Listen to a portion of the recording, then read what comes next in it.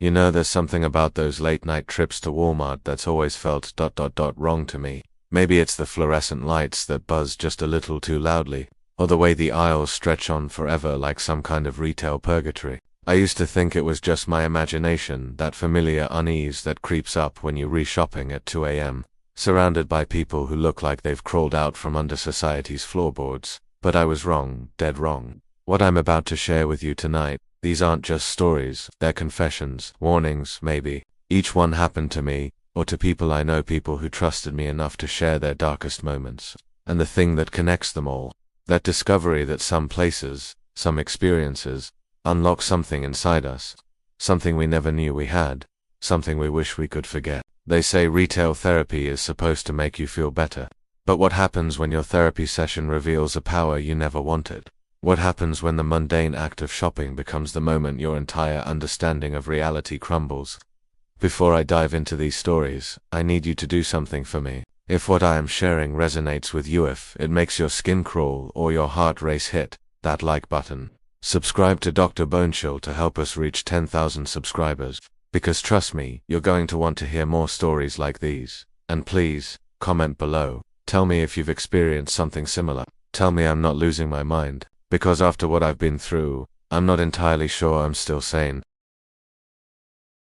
I never believed in psychic abilities. Not until that night, in March, when everything I thought I knew about myself shattered like glass on cold concrete. It started with a simple late-night run to Walmart for baby formula. My daughter Emma had been colicky for weeks, and my wife Sarah was at her breaking point. I'd become the designated midnight shopper, navigating those eerily quiet aisles while normal people slept. The Walmart on Route 9 felt different after dark. Under those sickly orange parking lot lights, everything looked jaundiced and wrong. I grabbed a squeaky cart and headed toward the baby section, trying to ignore the way the fluorescent lights buzzed overhead like dying insects. That's when I first noticed him, an older man, maybe 60, staring at the wall of baby food with desperate intensity. His hands were trembling, and when he looked up at me, his eyes were hollow, red-rimmed. Haunted, excuse me, he whispered. Do you have kids? Yeah, I said, keeping my distance. A daughter, he nodded. And that's when it happened. Images flooded my mind, not my memories, but his. A little girl with pigtails laughing in a backyard, the same girl crying as paramedics loaded someone into an ambulance, hospital waiting rooms, a small white casket. The visions hit me like a physical blow. I staggered backward, gripping my cart. Sarah, the man whispered. Her name was Sarah. My blood went cold. That was my wife's name. Before I could ask how he knew that, he was shuffling away toward the pharmacy. I stood there shaking, trying to rationalize what had just happened. Hallucination, stress, anything except the impossible truth growing in my mind. At checkout, the cashier Brenda, according to her faded name tag, followed my gaze to the old man arguing with the pharmacy technician. Weird night, she said. That guy comes in every Tuesday, trying to fill a prescription for his daughter's medication. Same answer every time, she's been dead for 3 years. Car accident, he was driving. The formula slipped from my hands. More images crashed through my consciousness. The old man Robert. Somehow I knew his name, now sitting in an empty house, setting 2 plates for dinner, talking to an empty chair, the crushing weight of guilt that followed him everywhere. I paid quickly and ran to my car, but Robert was there in the parking lot, standing beside a beat-up Toyota. He looked at me with those hollow eyes, and this time I couldn't escape the psychic connection forming between us. The final vision was the worst. I experienced his memories as if they were my own. The rain-slicked road, his daughter unbuckled in the backseat, reaching back to help her with a dropped toy, the truck that ran the red light, the sound of impact that would echo forever. She's still here, Robert whispered. I can feel her sometimes. Can you feel her too? That's when I realized what was happening. I wasn't just imagining, I was reading his mind, his memories, his pain with impossible clarity, and he could sense it. You see it, don't you? He continued. The connection. I've been waiting for someone like you. As he spoke, I began sensing other minds around us. The night shift workers inside their boredom, exhaustion, private fears, the security guard fighting sleep. Even Brenda, wondering if she'd said too much. It was like someone had turned on a radio in my head, picking up dozens of stations at once. Make it stop, I whispered, pressing my palms against my temples. Robert smiled, the first genuine emotion I'd seen from him. It doesn't stop, he said. Once it starts, it never stops. But you learn to use it.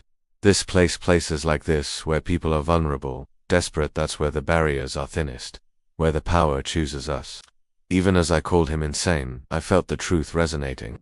The way certain places had always felt different, my uncanny ability to sometimes know what people were thinking, it had always been there, dormant. Go home to your family, Robert said, backing toward his car. Because now that you know what you can do, everything changes.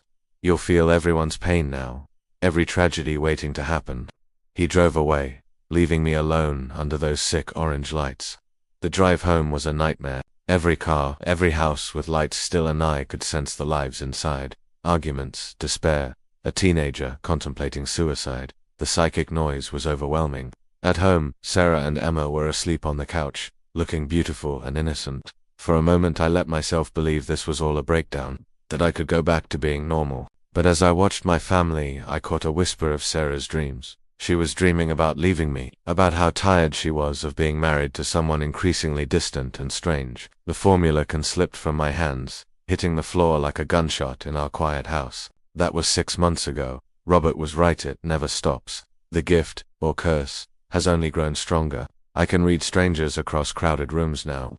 I know which marriages are failing, which parents secretly resent their children, which teenagers are planning to hurt themselves. Sometimes I can prevent tragedies. Lives get saved. Families stay together. But every life I save costs me a piece of my sanity, because I have to experience their pain as my own. Sarah left me last month, took Emma. She said I'd become someone she didn't recognize, someone who looked at her like I could see straight through to her soul. She wasn't wrong. I still go to that Walmart sometimes, late at night when the psychic noise is quieter. I look for others experiencing their first glimpse behind reality's veil. Most think I'm crazy, just another late-night weirdo sharing delusions. But sometimes I find someone ready to listen, someone who's had their first taste of the impossible. Someone like you, maybe. Because if you're really listening to this story and feeling that familiar chill of recognition, well then maybe it's already starting for you too.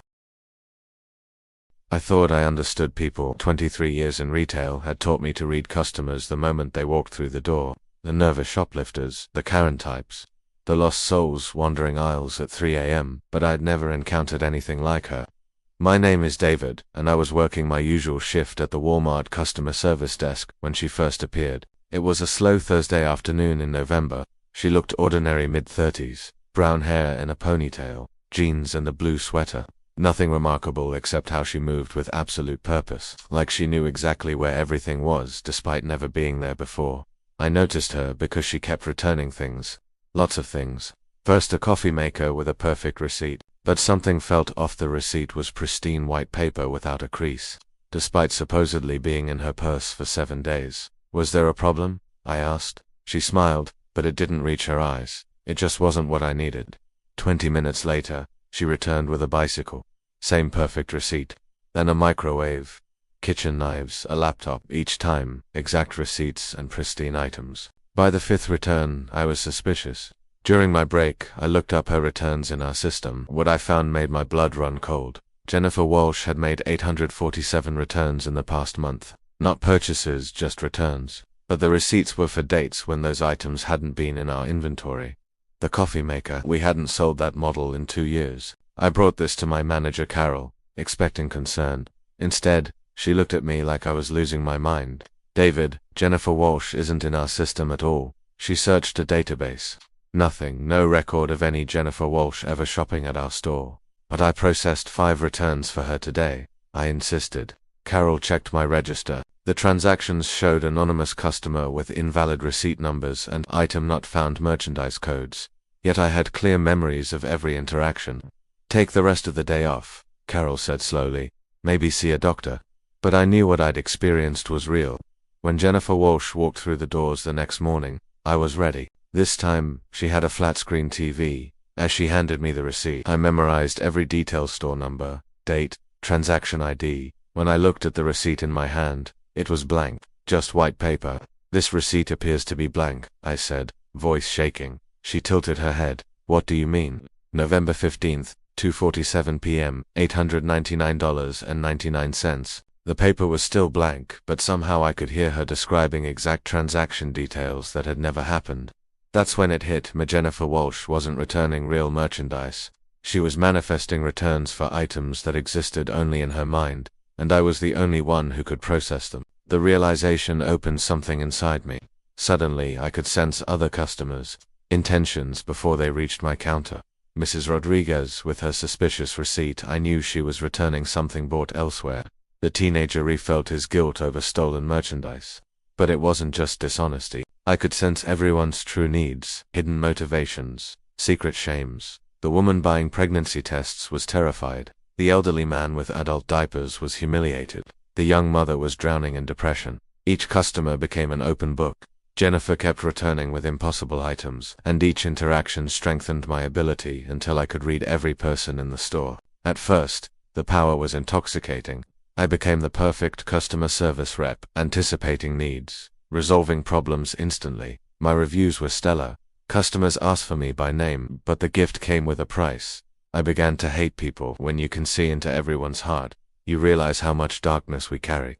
The casual cruelties, petty selfishness, lies we tell ourselves. Every customer was a walking collection of flaws and desperation. My wife noticed first. "You look at me differently now," she said. "Like you can see something I don't want you to see." She was right. I could see her dissatisfaction, her wandering eye, her plans to leave me. I hated her for it, even though everyone harbors such thoughts. Jennifer still appeared regularly, but I suspected she wasn't entirely human. She never aged, never changed clothes, showed no emotion beyond hollow politeness. Her returns became more bizarre items that didn't exist, receipts from demolished stores.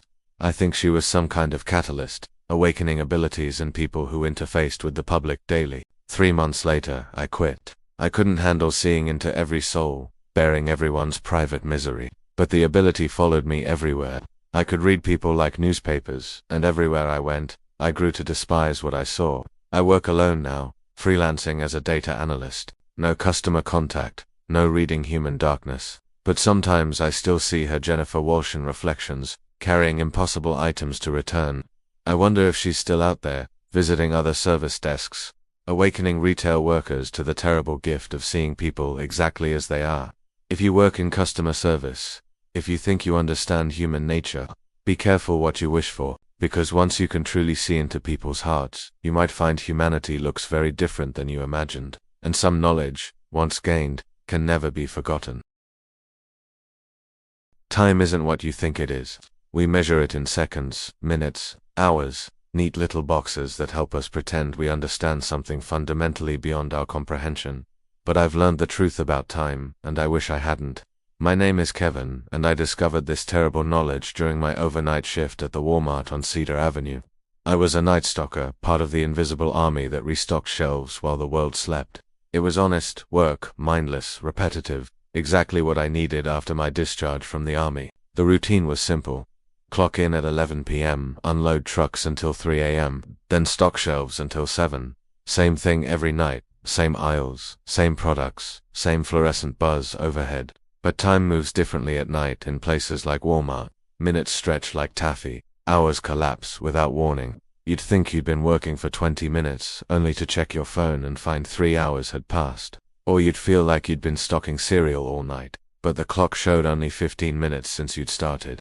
I chalked it up to the monotony, night shift brain, sleep deprivation, normal stuff, until I started noticing the loops. It began with small things.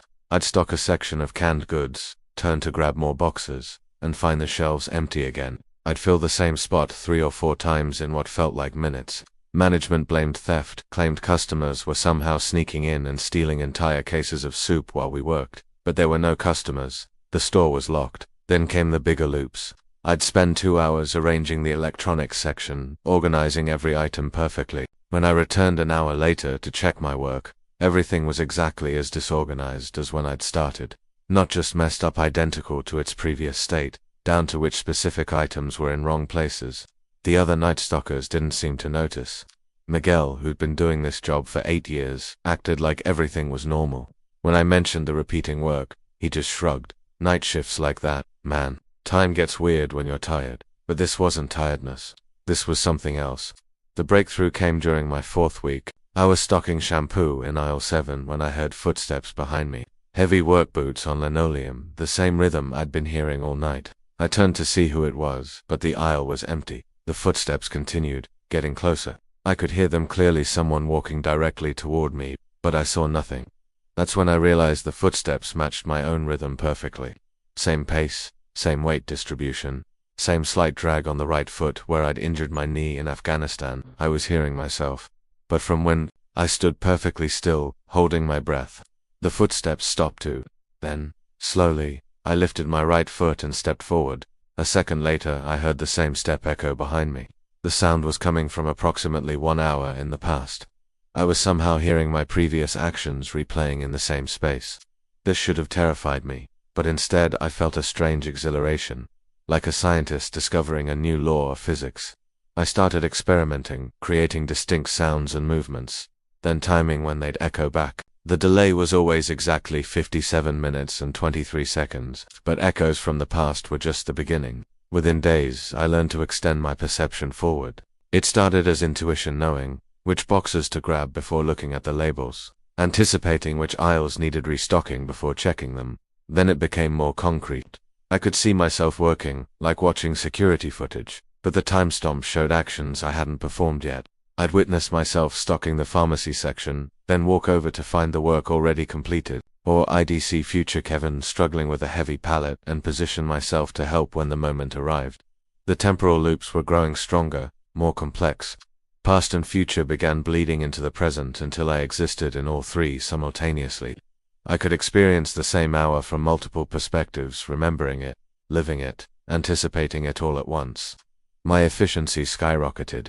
I could complete 8 hours of work in 4, because I was essentially working multiple shifts in the same time frame. Management noticed, promoted me to lead stocker. They thought I'd found some revolutionary organizational system. They had no idea I was manipulating time itself. But the gift came with a cost. The temporal displacement was affecting my mind. I'd have conversations with coworkers that, from their perspective, hadn't happened yet. I'd reference events that were still hours in the future. People started avoiding me, whispering that night shift had finally broken Kevin's brain. My girlfriend Lisa noticed the change too. I'd answer her questions before she asked them, finish her sentences with words she hadn't planned to say.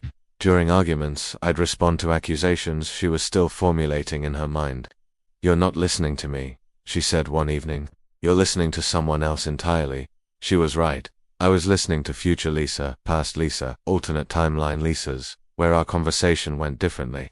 The present version of her, the real her, had become just one voice in a temporal chorus I could unshut out. The breaking point came during my 7th week.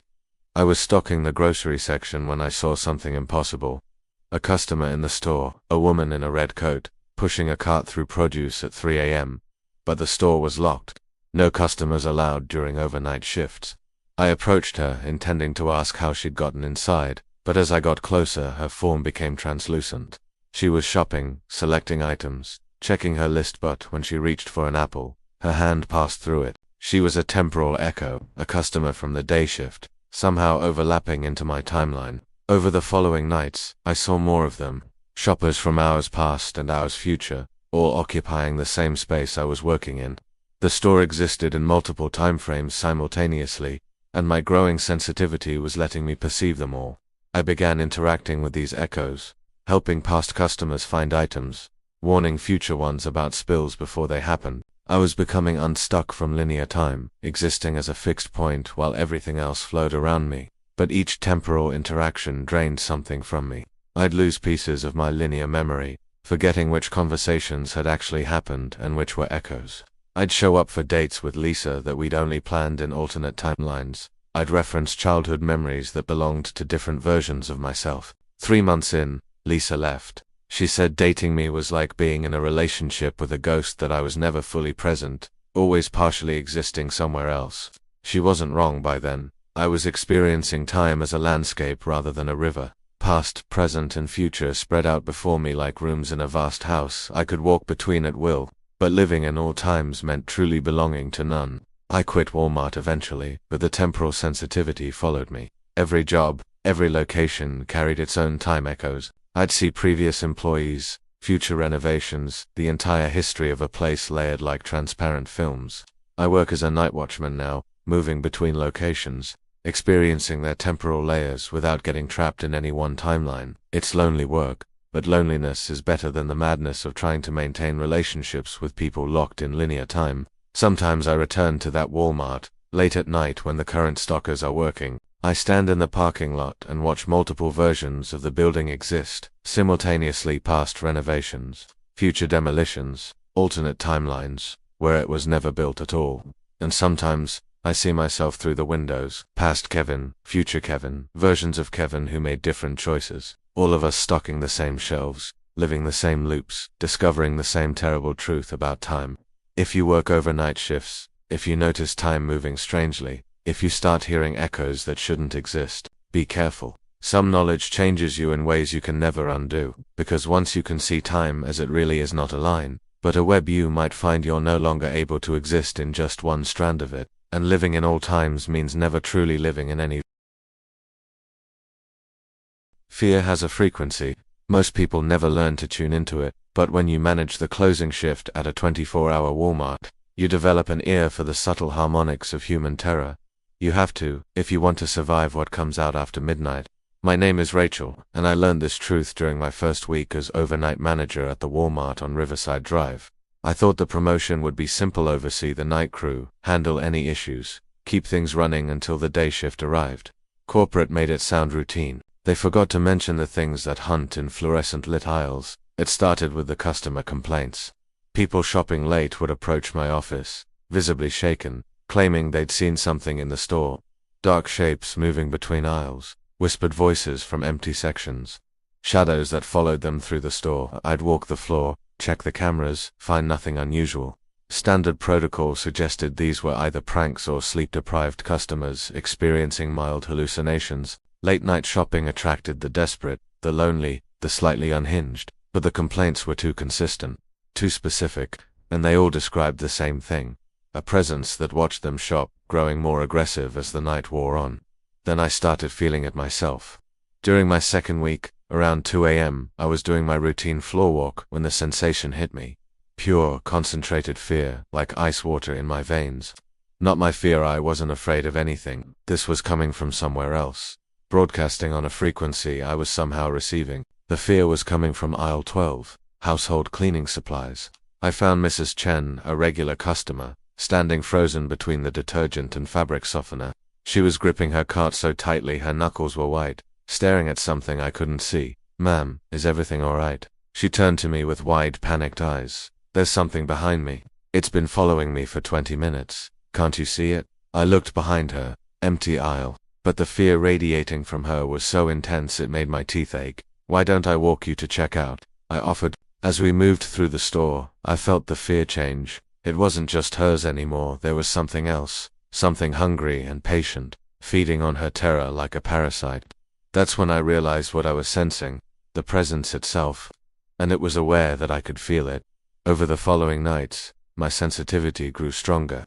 I could detect the entities throughout the store, shapeless things that existed in peripheral vision, feeding on the anxiety and vulnerability of late-night shoppers. They were drawn to people who were already afraid, exhausted parents, lonely seniors, anyone whose defenses were worn thin by the harshness of nocturnal retail therapy. But they couldn't affect me directly. My fear radar, as I started thinking of it, gave me immunity. I could sense them coming, track their movements, even predict which customers they'd target next. The revelation came during my third week. A teenage girl, maybe 17, had been shopping alone for over an hour. The fear signature around her was growing exponentially, not the normal anxiety of a night shopper, but genuine terror. Something was stalking her. I found her in the electronics section, tears streaming down her face, talking rapidly into her phone. "Mom, I'm not imagining it. Something's following me. Every aisle I go to, it's there. I can hear it breathing." Through my enhanced perception, I could sense the entity clearly now. It wasn't quite invisible, more like it existed in the spaces between seeing, the gaps in attention that everyone experiences but rarely notices. And it was hungry. "Hang up the phone," I told the girl quietly. She looked at me like I was insane. "I'm calling my mum to pick me up." "This place is, I know exactly what this place is," I interrupted, "and your fear is feeding it. The more afraid you get, the stronger it becomes." I could see she thought I was crazy, but I pressed on. "I'm going to walk you to your car, but you need to do exactly what I say. Take deep breaths. Think about something that makes you happy. Puppies, birthday cake, whatever works. Starve it of what it needs. As we walked toward the exit, I coached her through basic fear management. The entity followed us, but as her terror subsided, it became less substantial. By the time we reached the parking lot, it had faded entirely. "How did you know?" she asked. "Because I can feel them," I said. "And now I know how to fight them." Word spread somehow. People started coming to the store specifically during my shifts.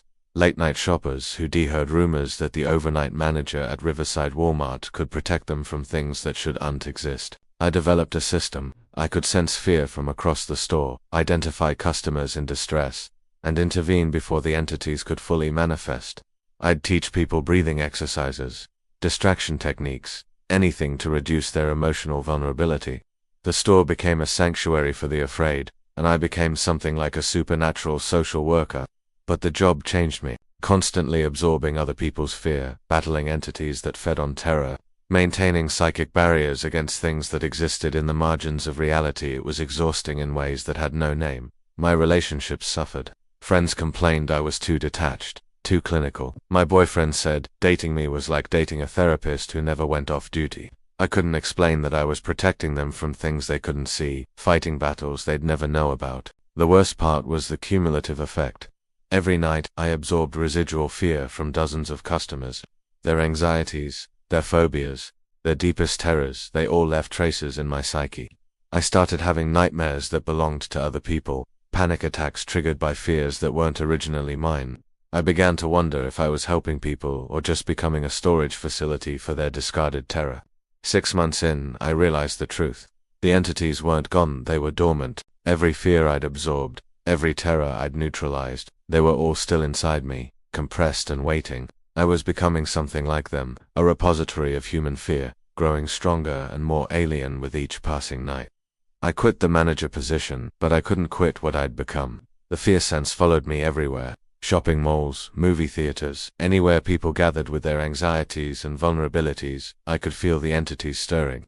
I work as a crisis counselor now, helping people manage anxiety and panic disorders. It seems like the natural evolution of my abilities, teaching people to starve their own monsters before they grow too strong to fight. But late at night, when I'm alone, I can feel the accumulated fears I've absorbed over the years stirring inside me. Sometimes I wonder if I'm still helping people, or if I've just become the very thing I once fought against.